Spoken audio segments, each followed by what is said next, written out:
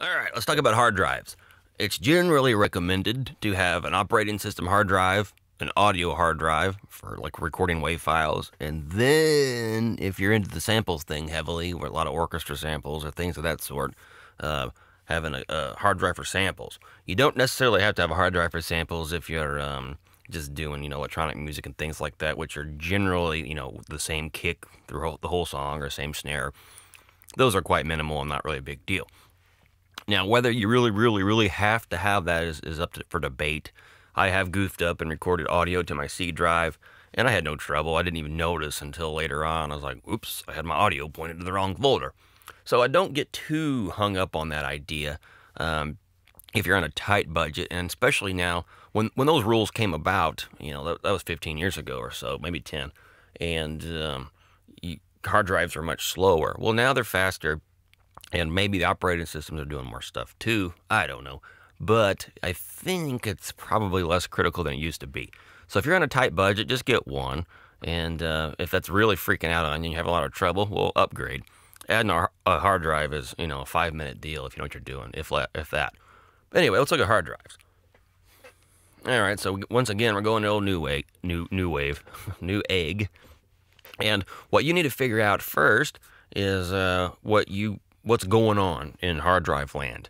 And the last time I built a computer, back then, I thought SATA 3 was the new stuff. Well, then I saw this SATA 6 business. First of all, SATA means serial ATA. That just means the hard drive format. And this one's rated at SATA 6. And I was like, oh, what's SATA 6? So I looked it up on Google real quick, took 2 seconds, and figured out that was the latest and greatest in hard drives.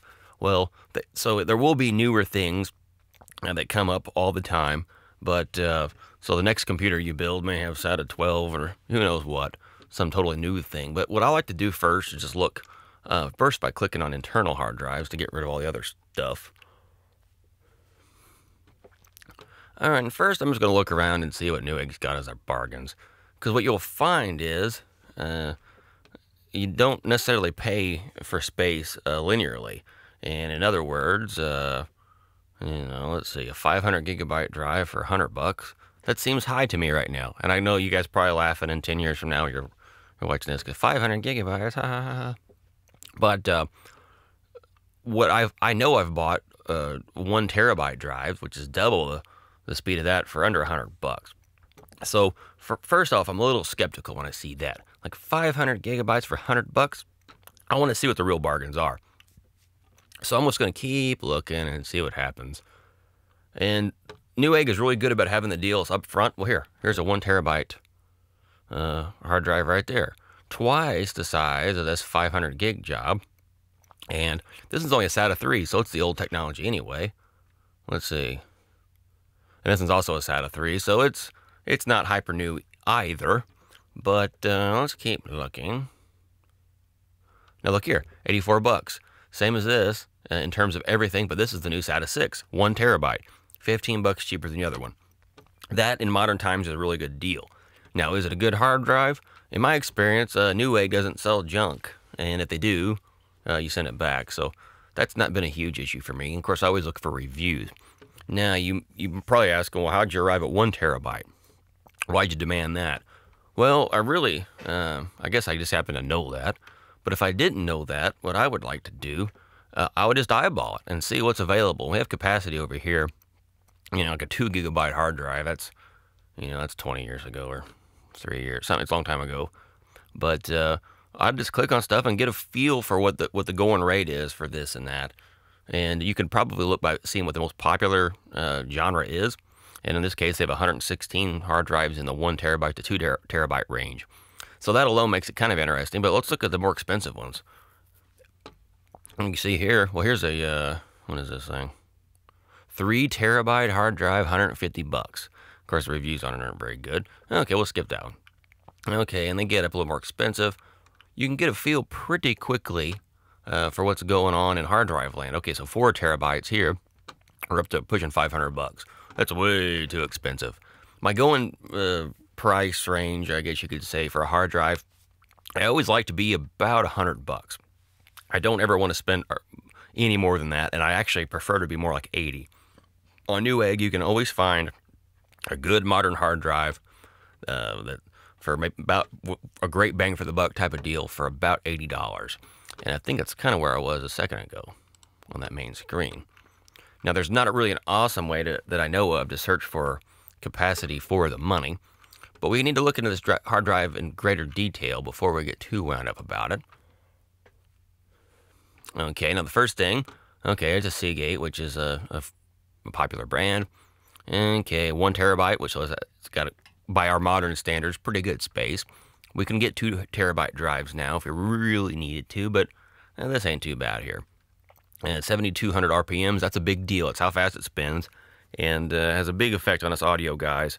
The 5,400 RPMs are just notoriously sluggish. You don't need to know a lot of fancy details, just remember they're kind of fat and crappy in comparison. A lot of your laptop hard drives are going to be the 5,400 RPM variety, and also hard drives that come in your typical name brand computer. Okay, the cache thing, don't need to know much about that other than a bigger number is good. If I had a choice between a 64 megabyte cache and a 32, I would want the 64. And then lastly, the SATA is 6 gigabytes per second. That's good. That's a fast hard drive. It can move a lot of data quickly, and more quickly than a SATA 3. So again, you don't really need to be too up on all this stuff. This is what you see a common theme here. You don't have to be like a computer genius and even know what any of this stuff means. All you really need to know is bigger number, good, and what that number kind of halfway means. So I would definitely go with this hard drive without question. If I was in a hurry, I'd buy 2 or 3 of these and be done with it. But in the interest of fairness or thoroughness or whateverness we want to talk about, one other method we could use is to go to our 1 terabyte to 2 terabyte range and sort by price. And then the first one we see that's cheap and has a high rating is probably a good bet, as long as it meets our specs. Okay, so they have these good rated things. Of course, there's only 4 people that rated that. It makes it useless. Only 1 person rated that. Useless. Well, that didn't help us any. Okay, and this looks like this was the hard drive we were looking at. The Samsung. Or wait, we were looking at Seagate. Well, whatever it was. This one, $85. And has very good reviews and meets all of our standards. So that would be a good one to get. But I'm looking for one that's maybe $60 or something. Let's just see if there's a hyper bargain here real quick. And really, I'm not seeing it. It looks like 85 is the floor. So really, it comes down to what's the best hard drive we can get for the money. That's always what I'm thinking. And I'm always trying to fight that temptation to get some real super modern, fancy-ass thing. I don't really need that. So, okay. Oh, here's an $80 one. 5 people liked it. Okay, so I would have said it's $5 or $10 if we bought 2. But you can kind of see that what's going on here is by using money as the fixed thing, where I'm going to spend $80 or I'm going to spend $85, you can kind of really narrow it down. Ooh, I forgot about narrowing it down even more. Look at this. We can do SATA 6, which is what we're looking for, and then sort this by best rating. Okay, and then we have our needs really met, and then we find it right here, $80. And, and this is 1.5 terabytes. Good reviews. Aha. And we have the bigger cache. Ha-ha. Okay, so you can kind of see what I'm doing here. I'm looking based on reviews and based on money. And then by kind of narrowing it down here on this left side, we can really kind of get some cool stuff. So without a doubt, that's the hard drive to get. 50% bigger. Oh, no. I was getting all excited. Turns out it's a slow one, or slower. Be fine for just general storage. But for audio, I always recommend going to the 72. Dang, I thought I was a genius. Oh man, the plot thickens. Had a little drama in this video. Okay, so you get the idea. Buy a hard drive that's big and inexpensive. Out.